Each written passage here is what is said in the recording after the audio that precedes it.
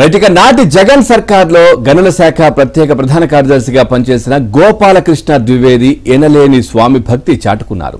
గనుల శాఖ అధికారిగా ప్రజాధనాన్ని సహజ వనరులైన ఇసుకను కాపాడాల్సిన ఈయన అందుకు విరుద్ధంగా వ్యవహరించారని ఇప్పుడు సుప్రీంకోర్టు సాక్షిగా తేలిపోయింది. ఇసుక అక్రమ తవ్వకాల్లో పీకల్లోతు మునిగిపోయిన జగన్ సర్కార్ను కాపాడేందుకు ద్వివేది చివరి నిమిషం దాకా ప్రయత్నించారు. ఎన్నికలయ్యాక కూడా ప్రజా సరళిని అర్థం చేసుకోకుండా జగన్ను కాపాడే ప్రయత్నం చాలా గట్టిగా చేశారు. ఇందుకోసం ఏకంగా దేశంలోని అత్యున్నత న్యాయస్థానమైన సుప్రీంకోర్టుకే మస్కా కొట్టారు. అదే ఇసుక అక్రమ తవ్వకాల కేసులోనే. ఇది మామూలు సాహసం కాదు. జగన్ పై ఎంత నమ్మకం, అభిమానం, ఇంకా అంతకు మించిందేదో ఉంటే తప్ప ఇలాంటి దుస్సాహసాలు బ్యూరోక్రాట్లు చెయ్యబోరని ప్రభుత్వ వర్గాలే అంటున్నాయి.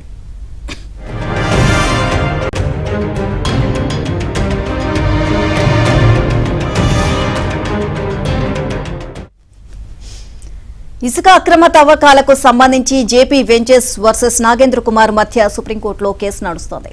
రాష్ట్రంలో ఇసుక అక్రమ తవ్వకాలు యథేచ్ఛగా సాగిపోతున్నాయని, పర్యావరణ గనుల అనుమతులు లేకుండా జీసీకేసీ, ప్రతిమ ఇన్ఫ్రా వంటి సంస్థలు అక్రమ మైనింగ్ కు పాల్పడుతున్నాయని గుంటూరుకు చెందిన నాగేంద్ర కుమార్ ఏప్రిల్ 29న జరిగిన విచారణ సందర్భంగా సుప్రీంకోర్టు దృష్టికి తీసుకువెళ్లారు. రాష్ట్రంలో తక్షణమే ఇసుక అక్రమ తవ్వకాలు నిలిపివేయాలని సుప్రీంకోర్టు అదే రోజు ఆదేశించింది. అక్రమ తవ్వకాలను కనిపెట్టేందుకు కలెక్టర్లు, గనుల అధికారులను ఫీల్డ్కు పంపి క్షేత్రస్థాయి నివేదికలు ఇవ్వాలని కోర్టు ఆదేశించింది.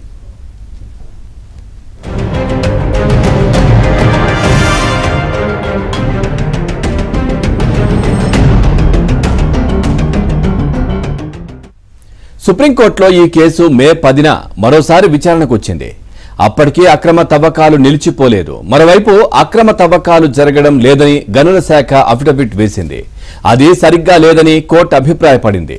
మరోవైపు అక్రమ తవ్వకాలు జరిగిపోతున్నాయని నాగేంద్ర కుమార్ మరోసారి ఆధారాలు సమర్పించారు.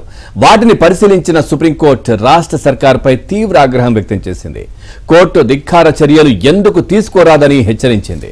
తక్షణమే అక్రమ తవ్వకాలు నిలిపివేయాలని ఆదేశించింది. జిల్లా కలెక్టర్లు, పోలీసులు, గనుల శాఖ అధికారులతో కమిటీలు ఏర్పాటు చేసి రీచ్లను తనిఖీలు చేసి వాస్తవిక నివేదిక ఇవ్వాలని ఆదేశించింది. అక్రమ తవ్వకందారులపై, అక్రమాలకు కొమ్ము కాస్తున్న వారిపై క్రిమినల్ కేసులు పెట్టాలని ఆదేశించింది. ఆ తర్వాత కలెక్టర్లు క్షేత్రస్థాయిలో తనిఖీలు జరిపి అక్రమ తవ్వకాల ఆనవాళ్లే లేవని నివేదికలు పంపించారు.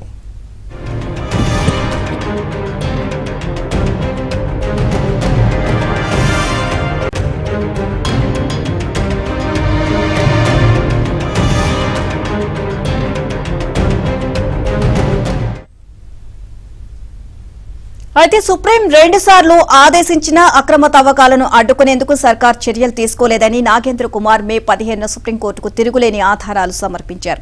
ఉమ్మడి కృష్ణా, గుంటూరు జిల్లాల పరిధిలో 16 రీచుల్లో భారీ యంత్రాలతో ఇసుక తవ్వకాలు చేస్తున్న ఫోటోలను కోర్టుకు నివేదించారు. ఇక ఫోటోల్లోని రీచ్లకు అక్షాంశ, రేఖాంశాలను జతచేశారు. జియో ట్యాగింగ్ చేశారు. ప్రతిమ ఇన్ఫ్రా, జీసీకేసీ అక్రమ తవ్వకాలు చేస్తున్నాయని చెప్పడానికి అవి తిరుగులేని ఆధారాలు. వీటిని పరిగణలోకి తీసుకున్న సుప్రీంకోర్టు 16న రాష్ట్రానికి ఈమెయిల్ ద్వారా నోటీసులు ఇచ్చింది. రాష్ట్రంలో అక్రమ ఇసుక తవ్వకాలే జరగడం లేదని పదే పదే ప్రభుత్వం చెబుతోంది. ఈ ఆధారాల్లోని రీచ్లు, తవ్వకాలు ఎలా జరుగుతున్నాయి, ఈ ఫోటోలను చూసి మీరెలా స్పందిస్తారు అని ప్రశ్నించింది. ఇక ఓవరాల్ గా ఈ అంశానికి సంబంధించి మరింత సమాచారాన్ని మా కరెస్పాండెంట్ సత్య అందిస్తారు. సత్య, పూర్తి డీటెయిల్స్ ఏంటి?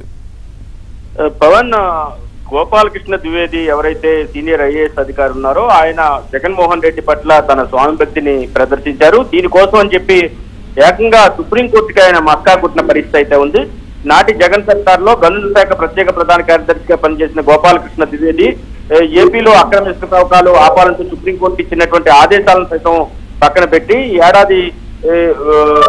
పెట్టిన పరిస్థితి అయితే ఉంది. ఏడాది ఏప్రిల్ 29న, అదేవిధంగా మే 10న సుప్రీంకోర్టు 2 సార్లు అక్రమ తవ్వకాలపైన స్పష్టమైన ఆదేశాలు ఇచ్చింది. దీంతో ఆ జిల్లా కలెక్టర్లతో దానిపైన ఎంక్వైరీ చేయించి అసలు అక్రమ తవ్వకాలే లేవంటూ ఒక తప్పుడు నివేదికను సిద్ధం చేసి సుప్రీంకోర్టుకు సమర్పించిన పరిస్థితి అయితే ఉంది. అక్రమాలపై మే 15న సుప్రీం చేతికి మరిన్ని ఆధారాలు, ఎవరైతే ఈ కేసు వేయడం జరిగిందో గుంటూరు జిల్లాకు చెందిన నాగేంద్ర అతను అక్షాంశ రేఖాంశాలతో కూడినటువంటి జియో ట్యాగింగ్ చేసిన ఫోటోలు సుప్రీంకోర్టుకు అందజేశారు. దీంతో ఈ ఫోటోలకు ఏం సమాధానం ఇస్తారని సుప్రీంకోర్టు అడగడంతో Gopalakrishna Dwivedi mind game start చేశారు.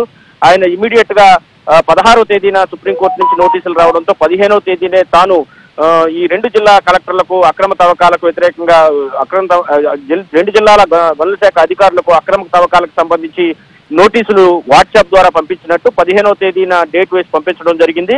అయితే ఆయన అసలు విషయం మర్చిపోయారు. అంతకు ముందే అన్ని జిల్లాల కలెక్టర్లతో కూడా సుప్రీంకోర్టులో ఎక్కడా అక్రమ తవ్వకాలు లేవని నివేదిక ఇచ్చిన విషయాన్ని మర్చిపోవడం జరిగింది. ఒక రకంగా జగన్ సర్కార్ను ఆఖరి నిమిషం వరకు కూడా కాపాడేందుకు ఆయన ప్రయత్నం చేసినట్టుగా మనకు కనిపిస్తోంది. ఈవెన్ ఎన్నికలు జరిగిన తర్వాత పోలింగ్ సరళి చూసిన తర్వాత కూడా ఆయన ఆ విధంగా వ్యవహరించడం, ఒక రకంగా ఆయన మామూలుగా అయితే ఆ స్థాయి స్వామి భక్తి అయితే ఐఏఎస్ అధికారులు ఎవరు ప్రదర్శించరు.